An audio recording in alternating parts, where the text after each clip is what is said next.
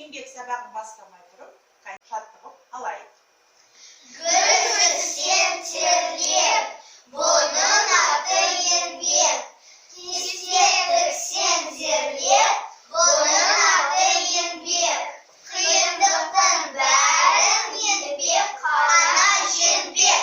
Керемет, отыра қойыңдар балалар. Керемет. Тақырыпты ашпай бұрын, мен сендерге жұмбақ оқығым келеді. Жұмбағым менің, тыңдаңдар мұқият. Ұқсайтын шеңберге қабырғасы жиылып керіледі. Жиһазы ол кең бөлме, төбесінде жұлдыздар көрінеді. Киіз Не, Әрби? Киіз үй, киіз үй. Ол қазақтың несі балалар? Қазақтың баспанасы. Қазақтың баспанасы. Олар бұрында үйлер болды ма қазақтардың? Жоқ. Олар қайда өмір сүрген? Киіз үйде өмір сүрген екен, я? Дұрыс айтасыңдар. Оның әр түрлері бар екен. Жақсы. Тақырыбы? Киіз үй қазақ халқының дәстүрлі баспанасы. Керемет балалар. Жақсы. Бүгінгі тақырыбымыз осы киіз үйдің қандай мақсат алдымызға қоямыз деп ойлайсыздар? Қандай мақсатқа жету керек осы тақырыпты ашу үшін? Нені білу керек бірінші? Бізге. Киіз үй туралы білу. Киіз үй туралы мәлімет білу керек, иә? Содан кейін біз не жасаймыз?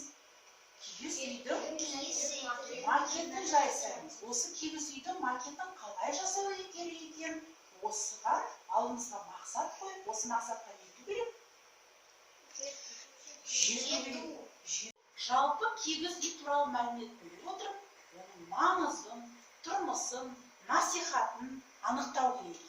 Және әр түрлі тәсілмен қағаз материал киіз үйдің көлемін, пішінін не істеу керек? Жасау керек екен. Түсінікті ме? Біз бір пішінді аламыз, сол пішінді не істейміз? Жасаймыз. Енді мен сендерге киіз үй туралы мәлімет дайындап жүрмін. Ал кім дайын бірінші мәлімет? Кім айтады? Айта ғой. Киіз үй 3 бөліктен тұрады. Бірінші, үйдің сектері, ағаштан жасалған бөліктері. Екінші, киіздері дешие осыған жатады. Үшінші, арқан баулары, бақыр және арқандары. Бала дұрыс па? Иә. Керемет па? Қане бағалайықшы. Ой, керемет. Рахмет. Ал, саған бір смайлық береміз. Иә, күлгіш. Ал, келесі. Айта ғой. Киіз үйдің тектері. Кереге, іргесі, шеңбері, құрайтын негізі бөлік. Керегені құрайтын ағаштары желі. Ұзыны, ері, қысқасы сағанақ болашық. Дайын керегені қанат деп атайды. Керемет. Қане балалар бағаланды. Жақсы. Ал, келесі кім дайын бізде? Уық алақаны, иіні, қарны, қалашы. Үйдің көлеміне сай 60-160 уық болады. Керемет. Ал, қане балалар бағаландар, көрсетіңдер бағаларыңды. Жақсы. Жақсы дайындалып кеттіңдер тамаша. Ал, келесі бізде кім? Есік. Киіз үйде 2 есігі болады. Бірінші, ішкі есік, сықырлауық. Екінші, киіз есік. Жақсы, балалар. Қане бағалайық? Ардайра қалай жауап берді? Керемет, жақсы жауап берді. Айта ғой. Киіз үйдің бас бөлігі. Қандай бас бөлігі, балалар? Бас бөлігі қалай балалар? Шаңырақ. Бөлігі. Тоған күйттері үш кепілдікте жан туады. Жақсы, ал бағалаңдар, балалар. Жақсы. Аслан, сен өзіңді бағаламайсың, біз сені бағаламыз. Жақсы, балалар, керемет. Сыртқы есіктің сыртынан жабылады. Киіз есік ашық кезде шиыршықталып, маңдайшаға жинақталып қойылады.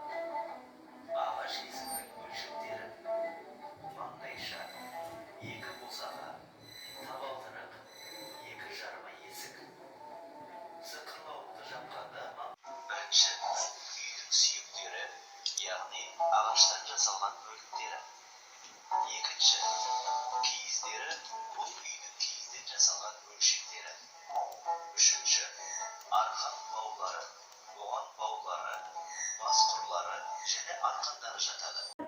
енді макетті дайындамай бұрын біз бірінші немен танысу керек балалар?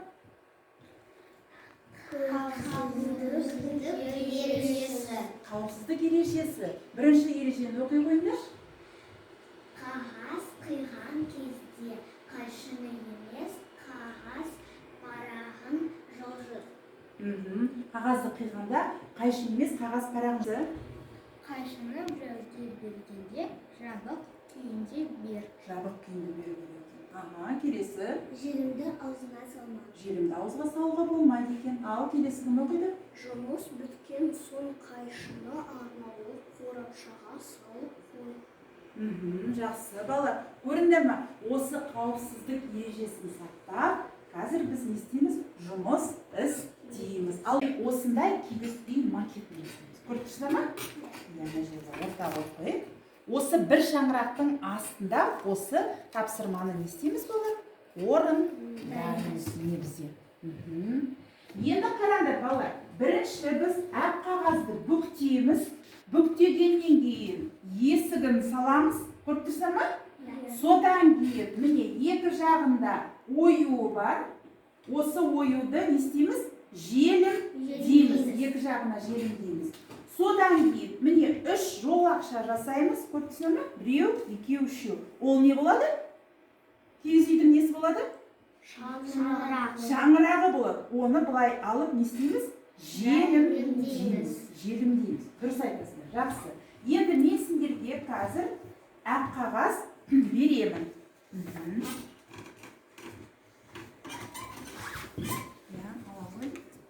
Бүктеңдер, бүктей беріңдер ақ қағазды. Кімге бердім?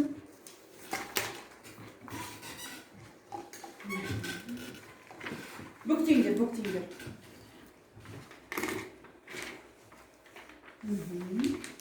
Кім бүктеді? Уже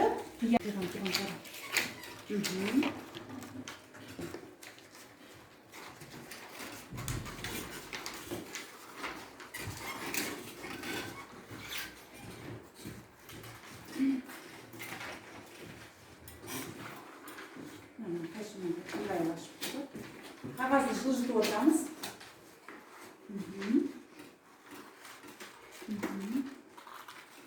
Все болды.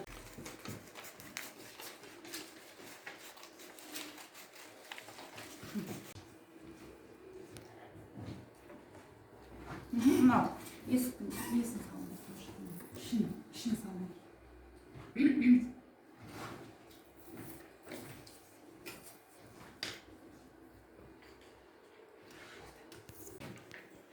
Желімдеңдер балалар.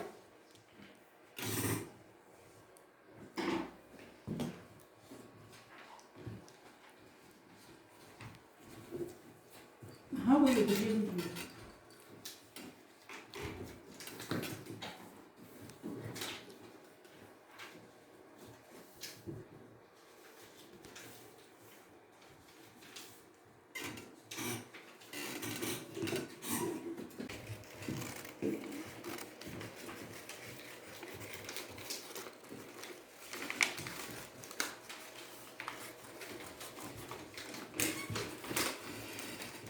Қисайш бүктір.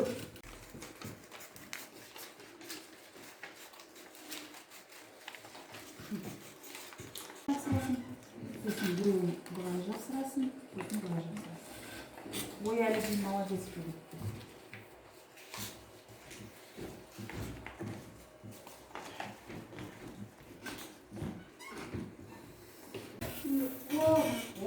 Қандай тамаша екен көңіл күйлері. Жақсы. Ал енді қазір тапсырмаларымызды балалар. Біз жасаған тапсырмаларымызды біз не істейміз балалар? Бағалаймыз. Ал Әлібидің жұмысын қараңдар. Қане Әліби орнынан тұра қой, жұмысыңды көрсет. Балаларға көтеріп көрсет балаларға. Ал қандай баға бересіңдер? Керемет, тамаша. Әліби тамаша. Отыра қой, жақсы. Әлібиге смайлы. Ал келесі Асанның жұмысын. Асан жұмысыңды көрсете қой. Асандікі есінерге не дедім? Орташа, я кішкене шаңырағы ұзындау болып кетті. Я орнынан тұрып көрсет. Орнынан тұрып көрсет жұмысыңды. Отыра қой. Аделянікі кәне бағалайық. Аделянікі тамаша. Кәне бағалаңдар, өте жақсы, иә? Керемет, отыра ғой. Ал бағалаңдар Айнеляні. Өте тамаша. Самиранікі қандай? Орташа болып тұр, иә? Кішкене шаңырағы. Жақсы, отыра ғой. Тегіп алайық. Орнымыздан секіреміз. Алға, артқа, алға, артқа. Оңға, солға. Алға, артқа. Бір орнымызда секіреміз. Тамаша, отырыңдар. Киіз үйге кіргенде бәрін басын иеді. Оның сыры білгенге шаңырақ қой киелі. Ой, қане қошемет жасай. Керемет, қандай тамаша тақпақ өлең айтты, иә? Керемет. Ал енді балалар, осы кигіз үйдің ішінде отырғанда біздің ақсақал аталарымыз, киелі әжелеріміз бата береді екен. Ал бізге батаны беремін дейді. Әлібей, қане бата берсін әрі. Қолдарыңызды жайлай. Қазір отырайын. Қатты даусын шығар. Шаңырағың биік болсын, шаңырағың шайқалмасын, кереген кен болсын, түтінді болсын, қос босаған берік болсын. Балалар, енді сабақтың қорытындысын жасайық. Білемін, түсінемін, қолданамын. Қане кері байланыс жасаңдар. Келіңдер, смайлықтарын жапсырыңдар, күлгіштеріңді жасырыңдар. Әлібей қолданады екен. Келе беріңдер. Түсінеді екен. Келе беріңдер, балалар, келіңдер. Отыра ғой, жақсы отыра ғой.